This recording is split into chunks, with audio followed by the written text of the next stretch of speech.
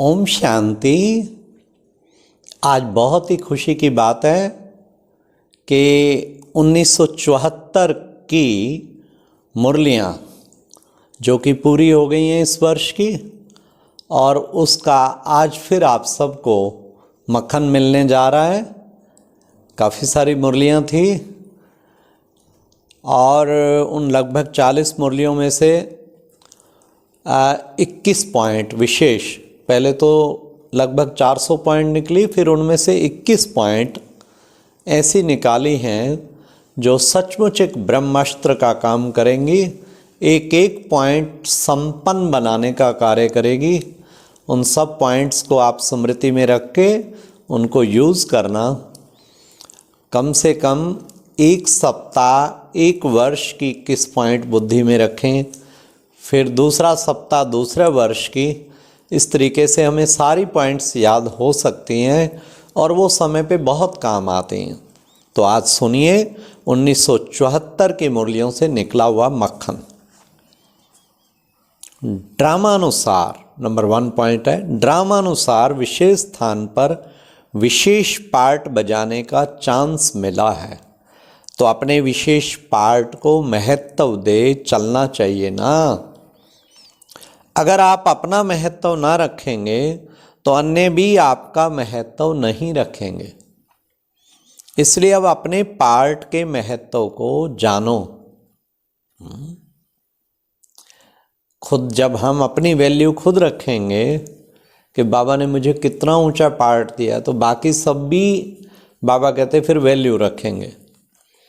Second, आज अपने निजी स्वरूप के हर गुण की रचना का अनुभव अन्य आत्माओं को कराओ। बाबा कहते आप अपने निजी स्वरूप के हर गुण की रचना का अनुभव औरों को कराओ। वह तब करा सकेंगे जब स्वयं इस सागर में समाये होंगे। तो क्या ऐसे समाये हुए रहते हो? इससे सहज स्मृति स्वरूप हो जाएंगे। एक एक गुण में खुद समाया हो, तब दूसरों को भी अनुभव करा पाएंगे।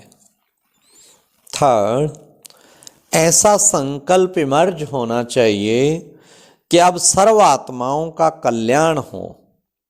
सर्व तड़फती हुई दुखी अशांत आत्माएं वरदाता बाप और बच्चों द्वारा वरदान प्राप्त कर सदा शांत और सुखी बन जाएं और अब घर चलें। इस संकल्प स्मृति से ही विनाश ज्वाला भड़क उठेगी और सर्व का कल्याण होगा। नेक्स्ट, महारथियों का पुरुषार्थ भी रिफाइन होना है कि विघ्न आया और 1 सेकंड में चला गया। यह भी महारथियों की स्टेज नहीं है। महारथी तो विघ्न को आने ही नहीं देंगे, अर्थात 1 सेकंड भी उसमें वेस्ट नहीं करेंगे। आया और फिर भगाया, आने ही नहीं देंगे ना। नेक्स्ट, योग अग्नि को तेज करो तो रास्ता क्लियर हो जाएगा। मिली हुई हिम्मत और उल्लास के पॉइंट्स बुद्धि में दौड़ाओ तो रास्ता क्लियर हो जाएगा। जब आपको लगे कुछ माया खींच रही है, खास योग में बैठो, अच्छा पावरफुल शक्तिशाली योग लगाओ, फिर रास्ता क्लियर। नेक्स्ट, प्योरिटी ही सबसे श्रेष्ठ और सहज पब्लिसिटी है और यही पब्लिसिटी का अंतिम रूप है और अन्य कोई आत्माएं भी जो कर नहीं सकती। विश्व परिवर्तन के कार्य में सबसे पावरफुल पब्लिसिटी का साधन यही है। क्या ऐसी पब्लिसिटी कर रहे हो? नेक्स्ट, जो स्वयं के भी संस्कारों से मजबूर हैं, वे अन्य को उनकी मजबूरियों से स्वतंत्र कर सकें, यह सदा काल के लिए नहीं हो सकता। उनकी मजबूरियों से स्वतंत्र करने के लिए क्या करना पड़ेगा? पहले स्वयं को उन संस्कारों से मुक्त करना पड़ेगा। तो बाबा कहते जो खुद से मजबूर हैं तो उनको दूसरों को भी फिर मजबूत बन के तभी आप दूसरों को स्वतंत्र करा पाएंगे। संगठन की जिम्मेवारी सबसे पहली यह है, सर्व मजबूरियों को हटाना है, पहले स्वयं की और फिर संसार की। नेक्स्ट, ईश्वरीय मर्यादाओं में अपने आप को चलाना। यह ईश्वरीय मर्यादाएं हैं फिटिंग। इन मर्यादाओं के आधार पर स्थिति की सेटिंग होती है। कोई ना कोई बात व मर्यादा की फिटिंग ना होने के कारण सीट पर सेट नहीं हो सकते। नेक्स्ट है सूक्ष्म पाप, आत्मा को उच्च स्टेज जाने से रोकने के निमित्त बन जाते हैं, क्योंकि पाप अर्थात बोझा वे फरिश्ता बनने नहीं देते, बीज रूप स्थिति में स्थित नहीं होने देते। ये सूक्ष्म पाप बाप समान बनने नहीं देते। नेक्स्ट है अमृत वेले से रात्रि तक प्रैक्टिकल मन वाणी कर्म, इन तीनों का एक लेख या लेखा लिखते हो ना, अर्थात ड्रामा में कर्म द्वारा नूंदते हो। रात को अपनी लेखनी को चेक करो, कितनी प्रभावशाली आज रही या व्यर्थ रही, ऐसी चेकिंग करते हो। नेक्स्ट,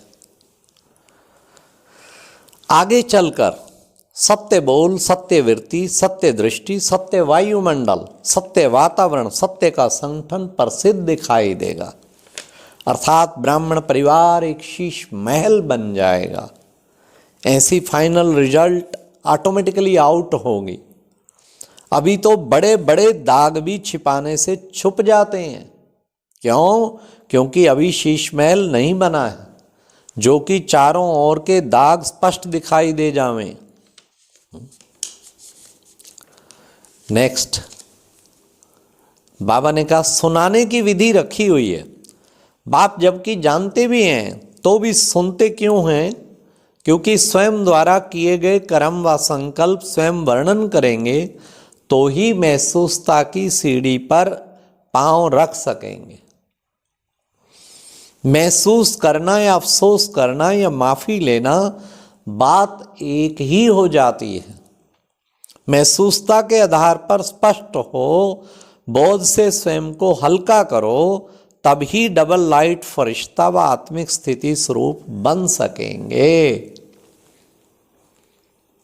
नेक्स्ट, कुछ समय बाद गैलप करने का समय भी समाप्त हो जाएगा और जिन्होंने जैसे और जितना पुरुषार्थ किया है वे वहां ही रह जाएंगे। फिर चाहे कितना भी एप्लीकेशन डालो लेकिन मंजूर नहीं होगी, मजबूर हो जाएंगे। इसलिए बाप दादा द्वारा कुछ समय पहले ही वार्निंग दे रहे हैं, जिससे पीछे आने वालों का भी बाप के प्रति कोई उल्हाना ना रहे। नेक्स्ट, सर्व कार्य संपन्न करने के लिए दो कमजोरियों की समाप्ति में सफलता मूर्त बनना है। वह दो कमजोरियां हैं आलस्य और अलबेलापन। इसको मिटाने का साधन चेकर बनना है। 99% पुरुषार्थियों में किसी न किसी रूप में आलस्य और अलबेलापन कहीं अंश रूप में है तो कहीं वंश रूप में। महारथियों का अंश रूप है मेरी नेचर, मेरा संस्कार, और घोड़ेसवार का वंश रूप मैंने यह किया, क्या हो गया, फिर क्या हुआ, ये बाबा कहते वंश रूप। नेक्स्ट, जो महारथी हैं अर्थात पास विदानर होने वाले हैं तो उनकी नींद का टाइम भी योग युक्त स्थिति में गिना जाता है। उनकी स्टेज ऐसी होगी जैसे कि पाठ समाप्त कर वे स्वयं परम धाम में हैं और उनको योग की महसूसता होगी। नेक्स्ट, बाप के आगे छिपाने से एक के ऊपर लाख गुना बोझा चढ़ा हुआ होने के कारण जब तक स्वयं को हल्का नहीं किया तो सोचो कि एक गलती के पीछे अनेक गलतियां करने से और एक मर्यादा का उल्लंघन होने के कारण अनेक मर्यादाओं का उल्लंघन हो जाने से लाख गुना बोझ चढ़ जाता है और फिर चढ़ती कला में कदम कैसे बढ़ा सकेंगे। बड़ा ध्यान रखना है। सूक्ष्म पाप एक का लाख गुना, बहुत अटेंशन रखना है। नेक्स्ट, जो ज्ञान का खजाना हर रोज बाप दादा द्वारा मिलता है, उस खजाने की कमी है। अगर सारा समय ज्ञान रत्नों से खेलने में व ज्ञान खजाने के देखने में, सुमरण में एवं विश्व कल्याण के प्लान्स बनाने में बुद्धि को बिजी रखो तो व्यर्थ संकल्प आ नहीं सकते। बाबा ने आज कितना अच्छा बता दिया, व्यर्थ संकल्प भी नहीं आ सकते। नेक्स्ट, बुरा ना देखो, बुरा ना सोचो, बुरा ना सुनो। अगर इस स्लोगन को भी सदा स्मृति में रखो व प्रैक्टिकल में लाओ कि देह को देखना ही अर्थात बुरा है, देहधारी प्रति सोचना व संकल्प करना यह भी बुरा है, देहधारी को देहधारी समझकर उससे बात करना यह भी बुरा है। अगर ये साधारण स्लोगन प्रैक्टिकल में लाओ तो दृष्टि वृत्ति चंचल नहीं होगी। सर्व संबंधों की सर्व रचनाएं बाप द्वारा प्राप्त नहीं की, जिस कारण दृष्टि वृत्ति चंचल होती है। नेक्स्ट, श्रेष्ठ तकदीर की तस्वीर बनाने के लिए 3 शब्द याद रखो। निर्वाण स्थिति में होना है, निर्वाण स्थिति में होना है, निर्माण बनना है और निर्माण करना है।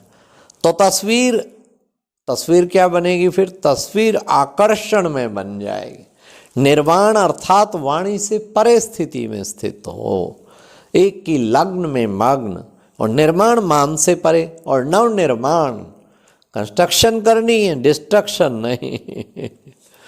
तो ये भी बाबा ने कितना गहरा राज बताया। फिर नेक्स्ट, सर्विस अर्थ निमित्त अर्थात बाप के गुणों का साकार करने के निमित्त, इसको ही सर्विस कहा जाता है। बाकी ज्ञान को वर्णन करना ये तो कॉमन बात है, यह विशेष सर्विस नहीं है।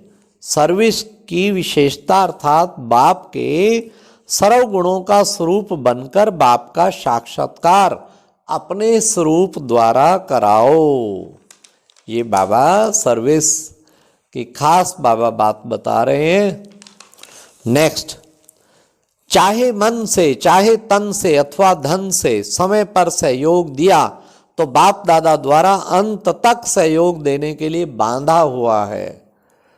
एक बार जीवन में बाप दादा के कार्य में सहयोग दिया तो अंत तक बाप दादा भी सहयोगी रहेंगे।